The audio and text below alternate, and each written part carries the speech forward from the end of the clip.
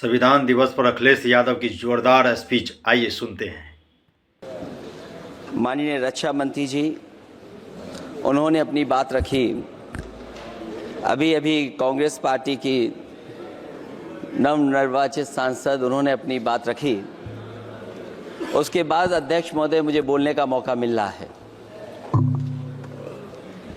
मैं सबसे पहले लाखों लाख लोग जो भारत देश की आज़ादी में जिन्होंने अपनी जान न्यौछावर कर दी, देश आज़ाद हुआ। आज़ादी के बाद बाबा साहब भीमराव अंबेडकर जी और तमाम हमारे वरिष्ठ लोगों ने इस संविधान को देने का काम किया। मैं उनको याद करने के साथ साथ जो आज 13 तारीख जिस दिन हम आप सदन में बैठे हैं, एक ऐसी घटना घटी थी, अगर उस समय सुरक्षा कर्मियों ने अपनी सूझबूझ के साथ, बहादुरी और साहस के साथ अगर उन आतंकवादियों का मुकाबला न किया होता तो हमारे देश के बहुत सारे महत्वपूर्ण नेता जो उस समय सदन में थे, न जाने क्या परिस्थिति बनती। मैं उन बहादुर जिनकी जान गई उनका याद करता हूं, वहीं श्रद्धांजलि भी देता हूं। मैं इस संविधान की चर्चा पे जहां खड़ा हुआ हूं, मैं बाबा भीमराव अंबेडकर जी उनको श्रद्धांजलि अर्पित करते हुए जिन्होंने संविधान को देने का काम किया। हमारा संविधान जो तैयार हुआ है, उनकी प्रबुद्ध दृष्टि का परिणाम है कि हमारे पास न्याय, स्वतंत्रता, समानता और बंधुत्व के सिद्धांतों पर आधारित एक महान संविधान हमें मिला है। भारत राज्यों का एक संघ है और हमें विविधता में एकता पर गर्व है। ये हमारा संविधान ही है जिसने भाषाई, क्षेत्रीय, धार्मिक और जातीय विविधता वाले हमारे देश को एक साथ रखा है। ये संविधान डॉक्टर अंबेडकर जी ने कहा था कि संविधान की सफलता इस पर निर्भर करेगी कि हम उसके अनुसार कैसे काम करते हैं। ये देखना है, विधायिका, कार्यपालिका और न्यायपालिका की जिम्मेदारी है कि इस महान देश का शासन हमारे संविधान में निहित उच्च सिद्धांतों के अनुसार चलाया जाए। डॉक्टर अंबेडकर ने कहा था, मैंने तो संविधान निर्माण का दायित्व बहिष्कृत वंचित वर्गों को अधिकार दिलाने के लिया है। ये वही संविधान है जो समय समय पर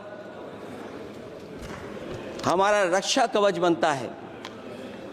अध्यक्ष महोदय, ये संविधान हमारी ढाल है, संविधान हमारी सुरक्षा है, संविधान हमें समय समय पर शक्ति देता है।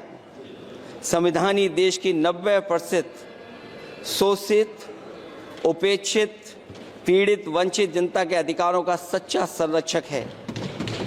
ये संविधान ही हमारा बड़ा मददगार है। इसलिए ये हमारे जैसे लोग और देश के कमजोर लोगों के लिए और खासकर पीढ़ी के लिए संविधान की रक्षा जन्म मरण का विषय है। संविधान ही लोकतंत्र की प्राणवायु है और जहां बाबा साहब भीमराव अंबेडकर जी ने इतना शानदार अच्छा संविधान दिया, वहीं डॉक्टर अंबेडकर ने स्पष्ट कहा था, जो हमारे माननीय मंत्री जी ने भी सत्ता पक्ष से वो बात रखी और कहा था, संविधान कितना भी अच्छा हो, यदि उसे लागू करने वाले लोग अच्छे नहीं होंगे तो परिणाम अच्छे नहीं निकलेंगे। इसलिए अध्यक्ष महोदय, इस संविधान पर लगभग 75 वर्ष में के बाद भारत की संसद में फिर चर्चा हो रही है। मैं कई महत्वपूर्ण बिंदुओं पर अपनी बात को रखना चाहूँगा। अध्यक्ष महोदय, हमारे संविधान की प्रस्तावना संविधान का निचोड़ है। सरकार के उद्देश्यों और लक्ष्यों को स्पष्ट उल्लेख है प्रस्तावना में। मैं प्रारंभ करता हूं संपूर्ण प्रभुत्व संपन्न समाजवादी धर्मप्रिय लोकतांत्रिक गणराज्य से। आज अध्यक्ष जी, सीमाओं की रक्षा करना संप्रभु का प्रथम कर्तव्य है। और अध्यक्ष महोदय, जिस देश की सीमाओं की सुरक्षा में जहां पर समय समय पर सेंध लगती हो, और हमारे माननीय मंत्री जी बेहतर जानते होंगे कि कई जगह पर हमारी सीमाएं सिकुड़ रही हैं। हमारे संसदीय मंत्री राज्य अरुणाचल प्रदेश में चीन के बिल्कुल बगल में रहते हैं। अध्यक्ष महोदय ये जानते होंगे कि हमारे पड़ोस में कितने गांव बस गए हैं, न जाने कितना वहां पर गांव की तरह घर बसा दिए गए हैं। लद्दाख की तरफ अभी दोनों देशों की सेनाएं पीछे हटी हैं। हम अपनी सीमा में ही पीछे हटे हैं, और चीन जो हमारी सीमा में अंदर आ गई थी, वो हमारी सीमाओं से ही आंशिक रूप से पीछे हटी है। और अध्यक्ष महोदय, उस सीमा के पास एक रिजांगला मेमोरियल बना था। हमारे सरकार के लोग ये जानते होंगे कि जिस समय ये बात उठी लद्दाख को लेकर के, उस रिजांगला के मेमोरियल को तोड़ दिया गया। आज वो रिजांगला मेमोरियल वहां नहीं है। और उस लड़ाई के लिए अध्यक्ष महोदय, हमारी फौज के लिए कहा गया था कि हमारी वो बहादुर फौज है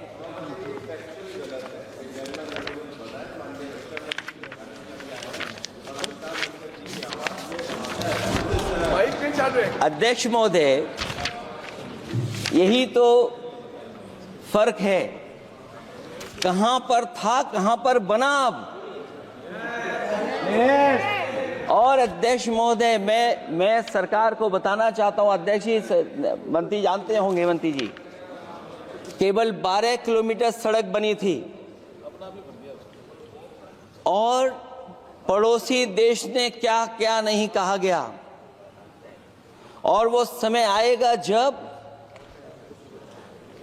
हमें मानसरोवर और कैलाश पर्वत पे जाने के लिए भी वो देश हमें रोकने लगेगा। तो हमारी आज 75 साल बाद सीमाएं कितनी सुरक्षित हैं। क्या लद्दाख की वो फिंगर्स जहां पर हम पहले थे, क्या हमारी फौज वहीं खड़ी है कि नहीं खड़ी है? अगर आप रिजांगला मेमोरियल जानते होंगे, तो लद्दाख की वो सीमाएं जो हमारे देश के अंदर थी, क्या हमारी सीमा वहां तक है कि नहीं है? आज यही है। ये देश समाजवादी गणराज्य बने। समाजवाद का सरल शब्दों में अर्थ है कि समता और संपन्नता हो। लेकिन देश में अध्यक्ष महोदय, 2014 के बाद विषमता जिस तेजी के साथ बढ़ी है, उसकी कल्पना भी नहीं की जा सकती है। 140 करोड़ में से 82 करोड़ सरकारी अन्न पर जिंदा हैं। अध्यक्ष महोदय, जो देश को ये कहते हो कि हम दुनिया की सबसे तेज रफ्तार पे चलने वाली अर्थव्यवस्था बनने जा रहे हैं, 3 पर पहुंच गए और ऊपर जाएंगे। मैं सरकार से कहना चाहता हूं कि जब 82 करोड़ सरकारी अन्न पर जिंदा हैं और दूसरी तरफ देश की संपूर्ण संपत्ति के 2/3 हिस्से पर कुछ परिवारों का कब्जा है, अगर सरकार में ये बहादुरी और हिम्मत है, तो इस 60% गरीबी के रेखा से नीचे रहने वाले लोगों की पर कैपिटा इनकम क्या है? अगर आपकी अर्थव्यवस्था ऊंचाई पर जा रही है तो हमारे जो गरीब लोग हैं, जो 60% गरीब लोग हैं, उनकी पर कैपिटा इनकम क्या है, और जहां समय समय पर सरकार अपने आंकड़े देती है, कम से कम ये आंकड़े भी दे दे कि गरीबी रेखा पर जो नीचे रहने वाले लोग हैं उनकी पर कैपिटा इनकम क्या है।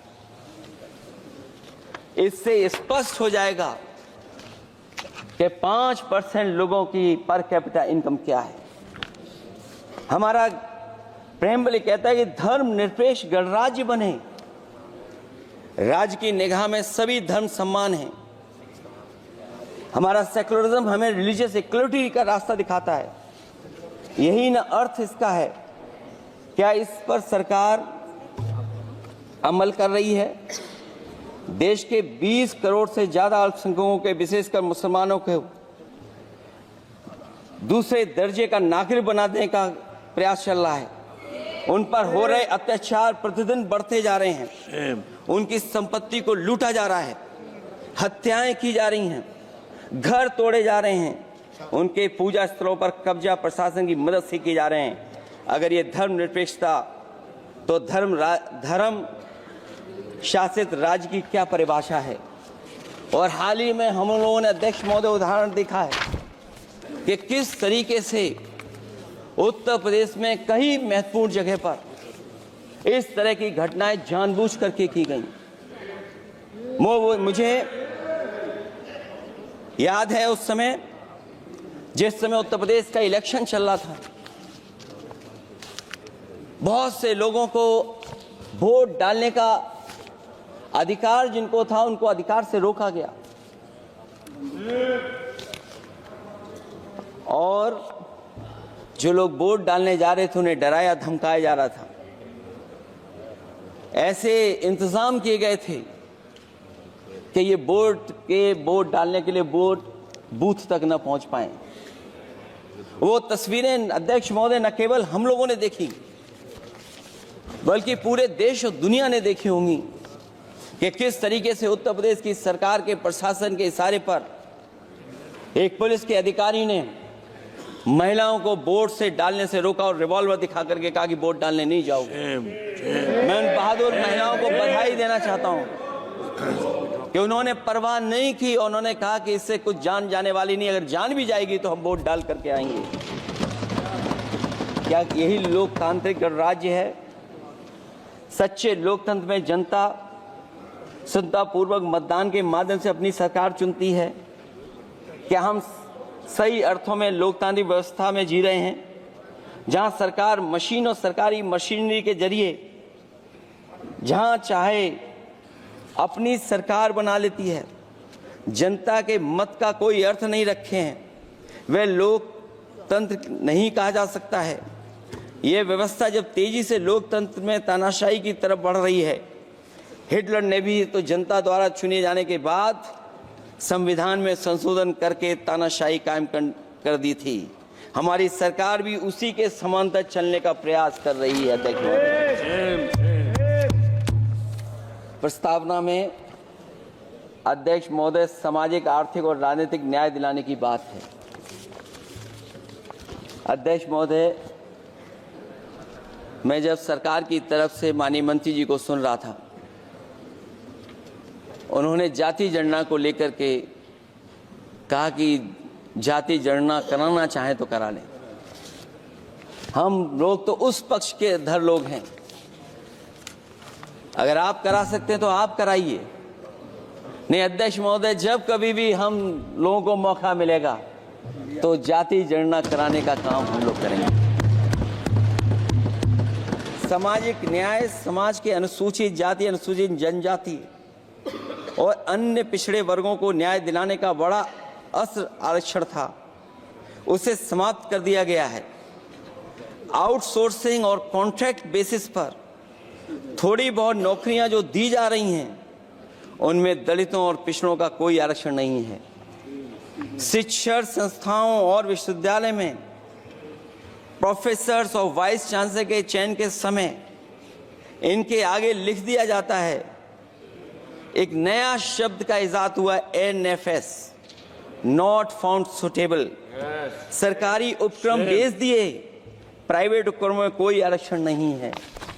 अध्यक्ष महोदय, शिक्षा मंत्री जी सूची जारी करें, और अगर ये बात कहीं भी गलत है तो शिक्षा मंत्री जी सूची जारी कर दें। देश के सभी केंद्रीय विश्वविद्यालयों के वाइस चांसलर की ओर प्रोफेसर की एक, मैं तो कहूंगा अध्यक्ष महोदय कि शिक्षा मंत्री जी अगर ये सूची जारी कर दें कि जितनी भी सेंट्रल यूनिवर्सिटीज हैं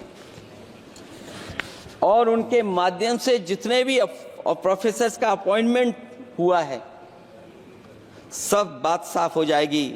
आप केवल देश के 10% लोगों को ही ख्याल रख रहे हैं, बाकी 90% लोगों का आप ख्याल नहीं रख पा रहे हैं। और जाति जनगणना कभी जाति में भेदभाव नहीं बढ़ाएगा अध्यक्ष महोदय। जाति जनगणना जातियों के बीच दूरियां कम करेगा और तमाम हमारे ऐसे समाज के लोग जिनको न्याय नहीं मिला, जिनको अधिकार नहीं मिला है, अध्यक्ष महोदय कम से कम जाति जनगणना के बाद उन्हें अधिकार और सम्मान दिलाने का काम भी हो सकेगा। इसलिए हम इसके पक्ष में हैं। आर्थिक न्याय के बगैर न सामाजिक न्याय मिल सकता है और न राजनीतिक न्याय मिल सकता है। गरीबी का नाजायज लाभ उठाकर धन्ना सेठों की सरकार चुनाव में पैसा बांटकर राजनीतिक न्याय का भी अपहरण कर लेती है। कर्ज में डूबी बड़ी आबादी महाजन के दबाव में अपनी इच्छा के खिलाफ वोट देने को विवश हो जाती है। चुनाव में सत्ताधारी दलों द्वारा पैसे की भरमार के चलते कोई सामान्य कार्यकर्ता चुनाव नहीं लड़ पा रहा है। बड़े पैमाने पर धनवान चुनकर आ जाते हैं। पैसे के बल पर जब तक आर्थिक विषमता समाप्त नहीं होती, लोगों को राजनीतिक न्याय मिल नहीं सकेगा। प्रस्तावों में आगे जो लक्ष्य है, विचार, व्यक्ति, विश्वास, पंथ और उपासना की स्वतंत्रता, अन्याय के खिलाफ विचार व्यक्त करने पर जेल, अभिव्यक्ति की स्वतंत्रता का अर्थ है देशद्रोह। अगर भाजपा के मत के नहीं हैं, दूसरे धर्म के हैं तो प्रताड़ना के हकदार हैं। और अब तो उपासना करने पर भी दिक्कत है, क्योंकि हर मस्जिद के नीचे मंदिर खोजने वाले तत्व इस देश को शांति से रखना ही नहीं चाहते हैं। उन्हें कानून की कोई परवाह नहीं है। मैं इस मौके पर धन्यवाद देना चाहता हूं। सुप्रीम कोर्ट का कम से कम वो फैसला आया है जहां कुछ दिनों के लिए ये पाबंदी लगाई गई। व्यक्तियों की गरिमा और देश की एकता और अखंडता को सुनिश्चित करने वाली बंधुता, ये विभाजनकारी नीतियां संविधान की प्रस्तावना के उस उद्देश्य से जरा भी मेल नहीं खाती है। व्यक्ति की गरिमा लिंचिंग से धूल दूषित हो चुकी है। उद्योगपति सरकारी आतंक से परेशान हैं, हो करके अपनी पूंजी समेटकर देश छोड़ गए हैं और लगातार जा रहे हैं। अध्यक्ष महोदय, आजादी के बाद उद्योगपति कभी इतने भारत छोड़ करके नहीं गए होंगे, देश छोड़ के नहीं गए होंगे जितने इनकी सरकार में चले गए हैं। अगर व्यक्ति की गरिमा सुनिश्चित हो तो कोई व्यक्ति क्या अपनी मातृभूमि को छोड़ करके जा सकता है। सरकार इस पर आत्मचिंतन करे। अगर आपसी मतभेद पैदा करके एक दूसरे के प्रति अविश्वास पैदा किया जाएगा तो क्या देश की एकता और अखंडता के लिए एक अशुभ संकेत नहीं होगा।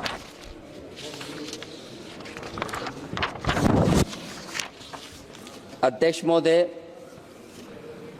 आर्टिकल 14 कानून के समक्ष समानता, भारत के अंदर किसी भी व्यक्ति को राज्य कानून के समक्ष समानता को डिनाई नहीं कर सकता है। हो क्या रहा है, एक ही कानून कुछ लोगों के लिए अलग है और दूसरों के लिए अलग। अगर सत्ता पक्ष का व्यक्ति गेरुआ गमछा पहनकर गालियों को गाली दे दे तो जी हजूरी और दूसरा न्याय मांगने जाए तो उसे लाठी। क्या ये अनुच्छेद 14 का अनुपालन हो रहा है? अध्यक्ष महोदय, किसी भी व्यक्ति को उसके जीवन और दैहिक स्वतंत्रता से कानून सम्मत प्रक्रिया के बगैर वंचित नहीं किया जा सकता। ये सबसे महत्वपूर्ण मौलिक अधिकार है, लेकिन सबसे ज़्यादा इसी का दुरुपयोग हो रहा है। फर्जी मुठभेड़ में हत्याएं, जेल के अंदर हत्याएं और पुलिस अफरीक्षा में हत्याएं। आदमी कहीं भी सुरक्षित नहीं है। ईडी का तो ऐसा कानून बना दिया गया है कि बिना एफआईआर, बिना नोटिस किसी को भी बंद कर दो। लोकतंत्र फासिज्म में बदल रहा है। और अध्यक्ष महोदय, क्योंकि उत्तर प्रदेश की चर्चा सत्ता पक्ष से भी हुई, जो हालात उत्तर प्रदेश में हैं, ऐसे हालात कभी किसी ने पहले नहीं देखे।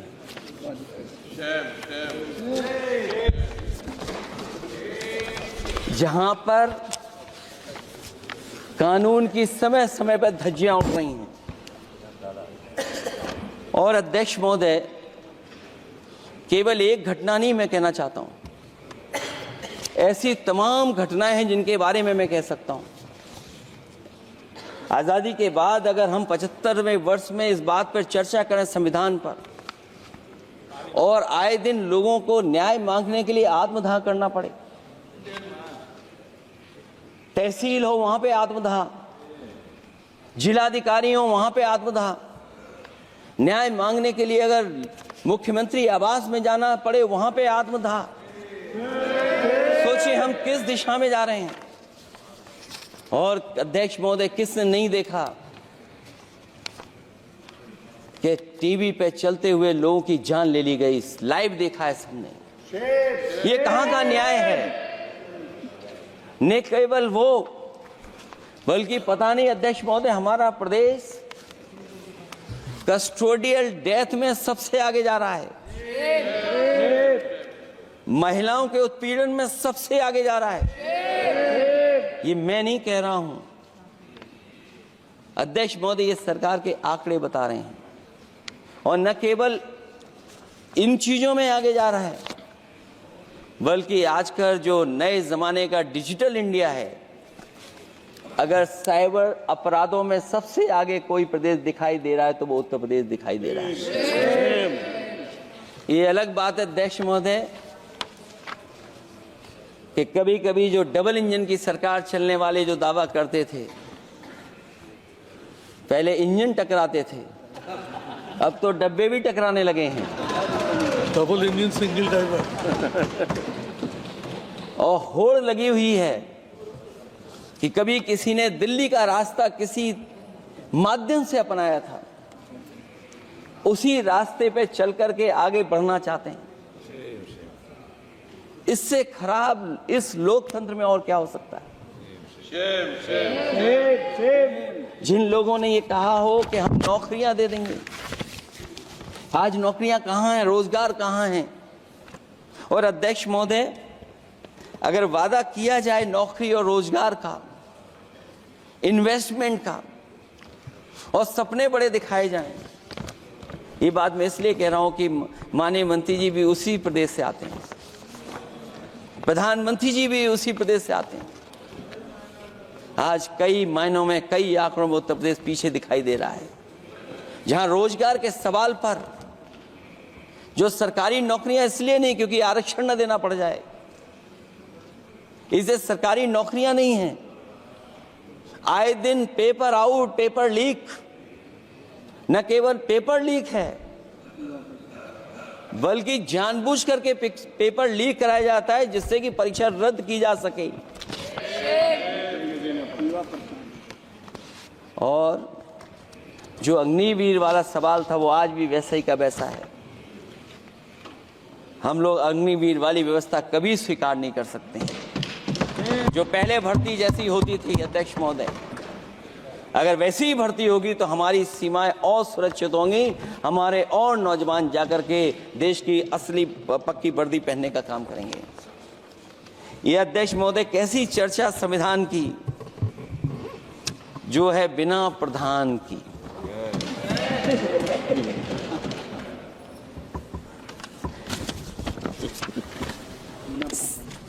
अपने प्रधान। अध्यक्ष महोदय, इस सरकार में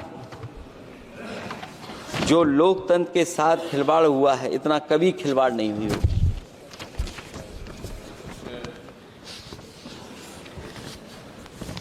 संविधान को परतंत्र बनाकर जो लोग राज करना चाहते हैं, उनके लिए आज़ादी का अमृतकाल सिर्फ एक जुमला है। और अंत में मैं सिर्फ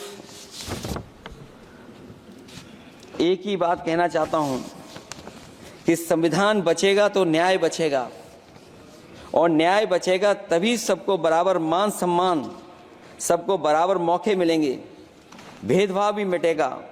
और भेदभाव का भाव भी इसलिए आज फिर से संविधान को बचाने के लिए एक और करो या मरो आंदोलन की ज़रूरत है। इसलिए अध्यक्ष महोदय, हम आपको भरोसा दिलाते हैं, पिछले चुनाव में भी बहुत सारे सत्ता पक्ष के माननीय लोग ये कहते थे कि हमें इतनी सीटें मिल जाएंगी तो हम संविधान बदल देंगे। अध्यक्ष महोदय, मैं आपके माध्यम से जनता का धन्यवाद देना चाहता हूं कि उन्होंने 400 पार के नारे को गिरा दिया और विपक्ष को इतनी ताकत दे दी कि इनकी जो सपना था संविधान बदलने को, उस सपने को तोड़ने का काम किया। अध्यक्ष महोदय, बहुत सारे साथी इधर के ही उधर हैं, अगर उधर वाले इधर आ गए उसी दिन ये सत्ता से बाहर हो जाएंगे। अध्यक्ष महोदय, आखिरी में मैं कुछ लाइनें कहकर के अपनी बात खत्म करना चाहता हूं। न मेरा है न तेरा है, ये हिंदुस्तान सबका है, नहीं समझी गई ये बात तो नुकसान सबका है। हजारों रास्ते खोजे गए उस तक पहुंचने के, मगर पहुंचे हुए ये कह गए भगवान सबका है। जो इसमें मिल गई नदियां वो दिखाई नहीं देती महासागर बनाने में, मगर एहसान सबका है। अनेकों रंग खुशबू नस्ल के फल फूल पौधे हैं, मगर उपवन की इज्जत आबरू ईमान सबका है।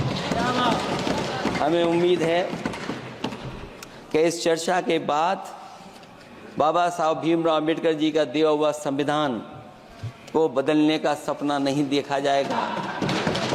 साथ ही साथ डॉक्टर राममनोहर लोहिया, जिन्होंने समाजवादी आंदोलन का रास्ता दिखाया, नेताजी ने जो संघर्ष कर करके हम लोगों को उस जगह पहुंचाया, वहीं लोकनायक जयप्रकाश जी ने इस देश को आगे बढ़ाने के लिए समय समय पर संपूर्ण क्रांति का आह्वान देकर के जागरूक किया। मैं उन सबको याद करते हुए एक बार फिर अध्यक्ष जी आपका बहुत बहुत धन्यवाद देता हूँ। श्री कल्याण बनर्जी।